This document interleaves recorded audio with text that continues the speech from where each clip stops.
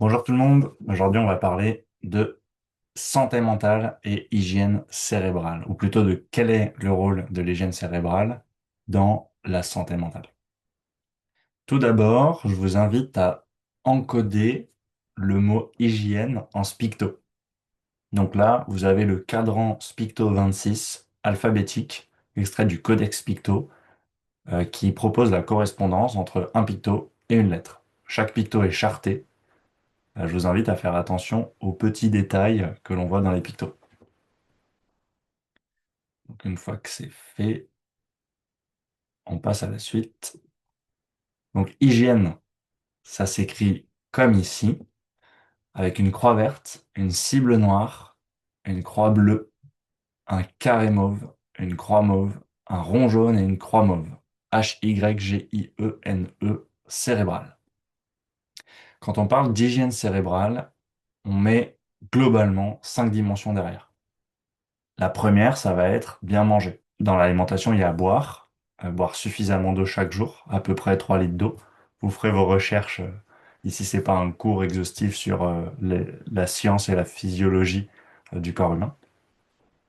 Et éviter de manger du sucre, parce que le sucre, ça fait des pics glycémiques. En fait, ça pilote notre cognition. Une autre dimension très importante, ça va être le sommeil. Ça, il n'y a rien de nouveau. Bien dormir, ça permet de régénérer notre énergie, d'ancrer nos souvenirs. En général, on préconise de ne pas regarder son téléphone à peu près 2 heures avant d'aller dormir pour avoir une bonne récupération et de se coucher avant minuit. Parce que comme mon grand-père dit, les heures de sommeil avant minuit, c'est les plus récupératrices. On a aussi dans tout ce qui est hygiène cérébrale, donc pour prendre soin du cerveau et par extension de nos neurones, le mouvement du corps qui est très important. Donc le mouvement, ça permet de faire augmenter la fréquence cardiaque, de déboucher un peu nos artères, et par le mouvement du corps, on vient casser des fibres musculaires. Et en cassant des fibres musculaires, ça sert de précurseur pour la sérotonine et la mélatonine. Aujourd'hui, la sédentarité, c'est un énorme problème à cette dimension d'hygiène cérébrale. On a aussi la dimension qui touche au relationnel. Donc, voir à peu près 5 personnes différentes par jour, c'est une des recommandations. On parlera du lien social et de l'ocytocine, qui est l'hormone ou le neurotransmetteur aussi du lien social. Et enfin, on a tout ce qui est challenger le cognitif. Ça va être tout ce qui est autour des tâches intellectuelles. Par exemple, faire des sudoku, ou lire un livre, ou faire des mots croisés, ou relever des défis. Quand on regarde un film, on n'est pas vraiment dans un challenge du cognitif, sauf si on a une intention derrière le fait de regarder le film. Donc voilà, pour challenger le cognitif, c'est vraiment l'idée de faire un effort avec notre cerveau.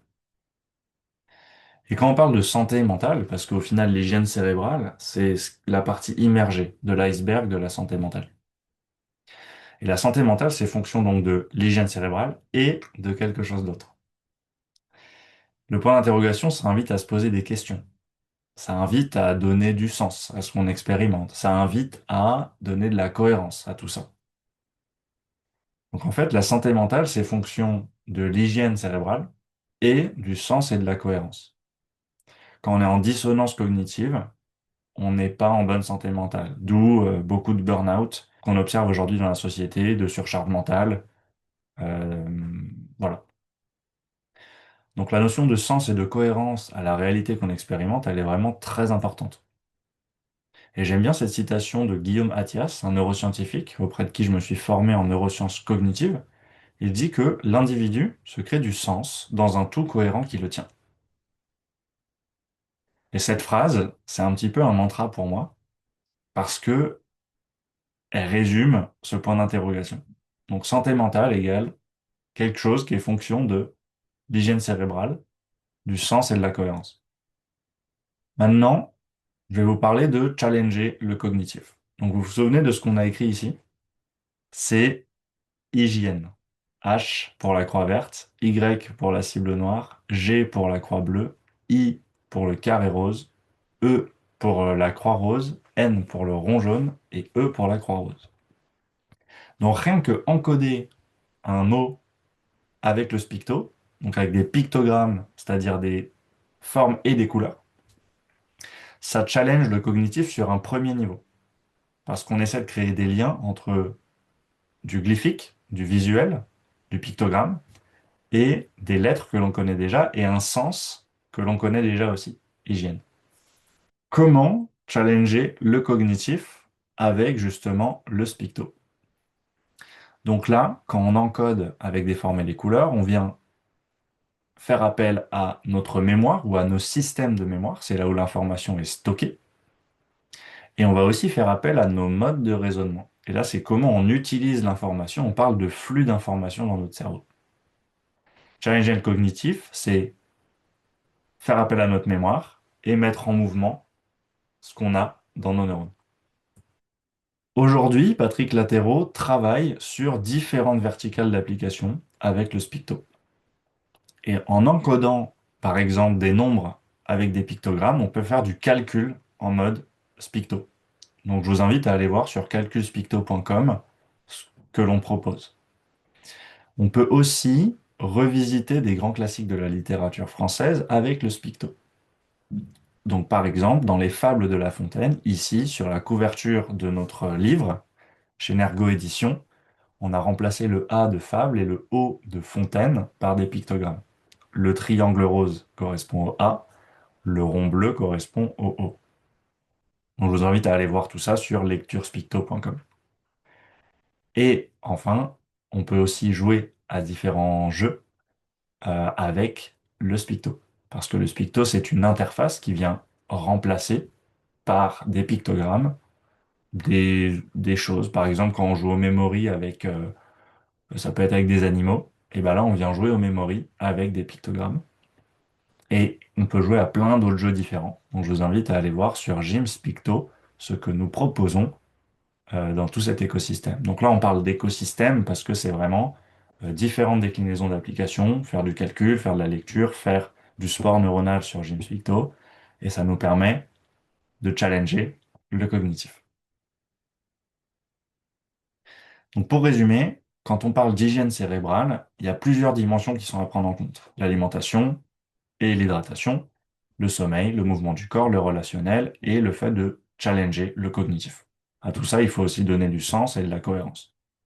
Ce qui est intéressant avec les pictogrammes du Spicto, c'est qu'on retrouve les mêmes pictos dans différents univers de l'écosystème.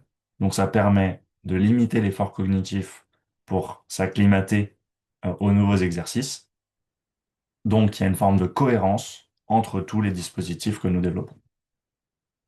Et du sens, parce que derrière chaque pictogramme, il y a plusieurs déclinaisons de sens. Donc le fait de challenger le cognitif avec le Spicto, ça contribue à notre bonne santé mentale. Ce n'est pas l'unique solution à tous les problèmes, mais c'est vraiment quelque chose qui peut venir aider à cultiver un cognitif en bonne santé, ou à récupérer des palais de mémoire, ou à retrouver de l'agilité cognitive. À droite, je vous ai réécrit hygiène. Et quand on parle d'hygiène, ça vient du grec qui signifie ce qui est utile à la santé. On est davantage dans une approche préventive que curative. Et ce qu'il faut savoir aussi, c'est que toute crise dans l'histoire de l'humanité a été suivie par une approche hygiéniste. Après la guerre, il y a eu le savon. Plus tard, je sais plus quand, il y a eu l'hygiène buccale avec le dentifrice et la brosse à dents. Récemment, il y a eu la crise du Covid. Aujourd'hui, il y a l'intelligence artificielle qui émerge, les maladies neurodégénératives qui augmentent de plus en plus. Donc, on est dans une phase où on a un besoin urgent de faire de l'hygiène cérébrale et plus précisément de l'hygiène cognitive. Voilà, si vous avez des questions, je vous invite à envoyer un mail à bonjour@spicto.com. On vous répondra avec grand plaisir. Merci pour votre attention et à la prochaine.